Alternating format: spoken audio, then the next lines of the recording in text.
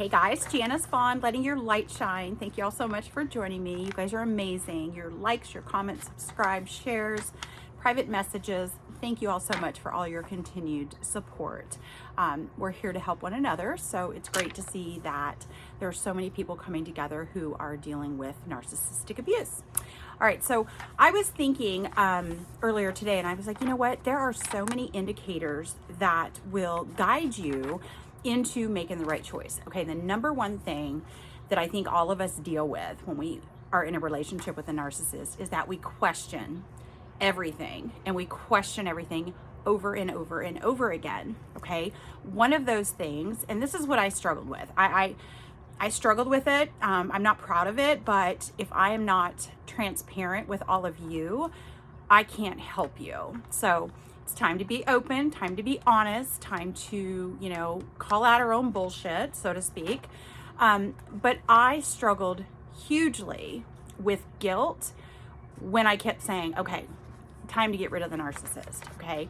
But that guilt came back to me over and over again because I just was like, I'm not a mean person. I'm not a person who wants to throw people out on the street. But, when it comes to your own mental health, you get to your breaking point, okay? So I planned on leaving the narcissist the day I married him. I should never have said I do. We already know that, okay? That was one of my earlier videos. I think one of the first 5 or 10 I did.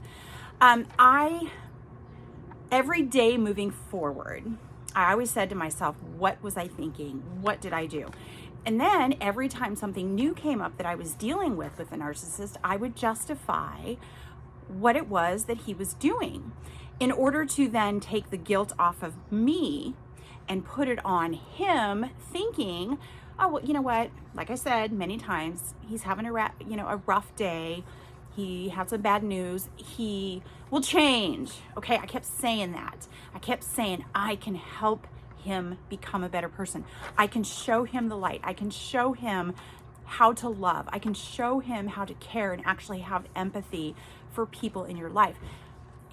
No, that doesn't work. Okay, so here are some things that if these things are happening to you guys, these are some of the points that I really sat down and digested towards the end and said, no, I cannot do this anymore. It's going to absolutely kill me and destroy every part of me. So these are some indicators that it's time for you to leave. Okay, if you're tossing some of these things around, it's time to leave. Okay, these indicators that I'm about ready to tell you about, I felt immediately when I met the narcissist, but I ignored it.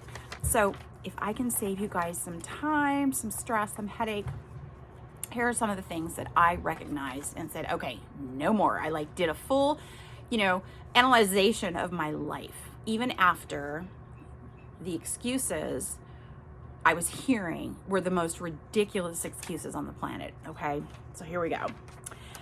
When they are always in contempt, okay, or finding you in contempt, such as, you are feeling like this person hates you because they talk to you so disrespectfully, so poorly.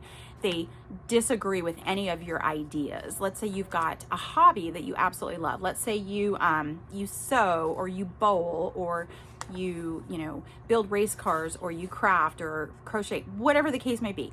The narcissist is going to say, oh, you're so stupid. Why would you ever do that? So they discredit what you find joy in, okay? Because then it takes away from them.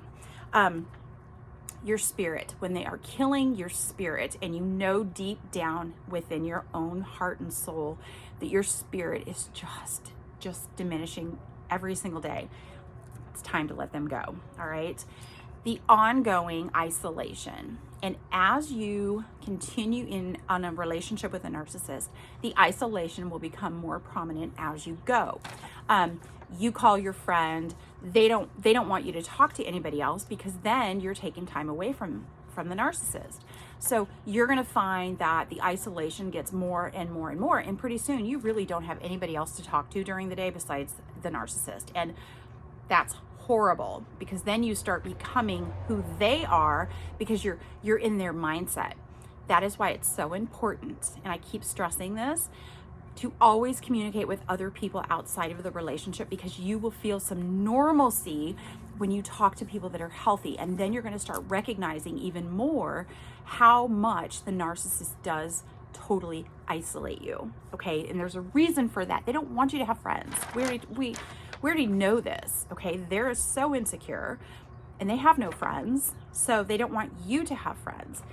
Basically bringing you down to their level. That's all the narcissist wants to do, because then it gives them power. It doesn't though. It really doesn't. The constant put downs. And we know narcissists feel so good about calling people names. It makes them feel so powerful to degrade people. I'm going to tell you guys something. When I say something that's a little bit hurtful or a little bit on the surly side, rude or something, maybe I'm upset because I was on hold and got somebody on the phone who, didn't understand exactly what I was trying to do. I get a little frustrated, but I always say, I apologize if I am coming across a little bit upset. It has nothing to do with you. But I immediately acknowledge that. I would never want to ever make anybody feel less than. And with a narcissist, they don't really care. They don't really care. They want you to feel so crappy, because then you're on their level. You know what? We're not rising down. We're rising up. Okay? We rise up. They can stay down. They can stay in their little, corner of hell. I don't really care, but I'm not going to be that person that's hurtful, mean, angry, and disrespectful to people. I just won't do it. It doesn't make me feel good. I don't understand how a narcissist can actually feel good about talking to people that way. The narcissist, when he used to call his mom, I would feel so sorry for her. I would feel just horrible, because he would just start yelling at her. I understand our parents upset us, my goodness, but he would start yelling at her so bad. And she was like a little mouse. She didn't pipe up to him. Yes, she would hang up the phone on him. I was like in the background going, whew, thank goodness. But I always thought, how could you talk to your mom that way? How could you talk to anybody that way? And then of course the conversations or text messages that he would send to his children, they were so mean. They were so mean. And no wonder they don't talk to him, because they would say things like, well, I can't believe you don't call me. I can't believe you would write this and not include me, or do this and not invite me, or whatever. And I'm like, if I acted that way to my children, they wouldn't want anything to do with me either. So, but he doesn't see the pattern, and that this kind of behavior pushes people away.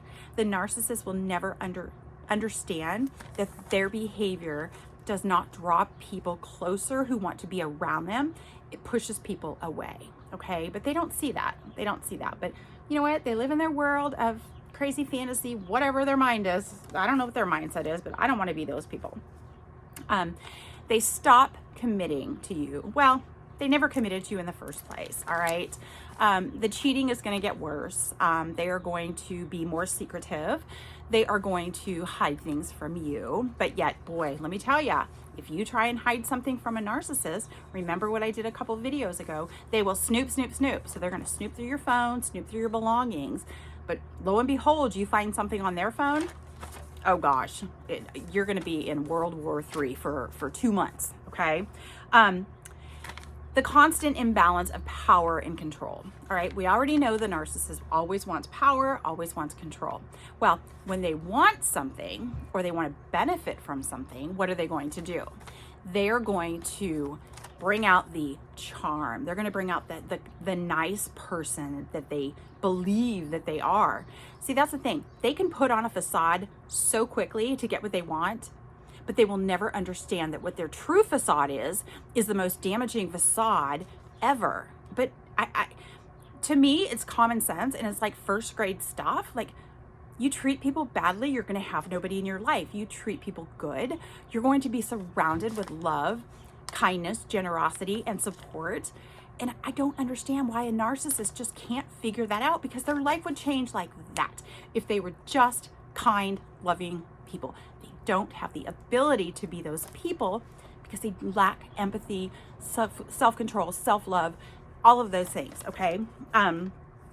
Stonewalling. Okay.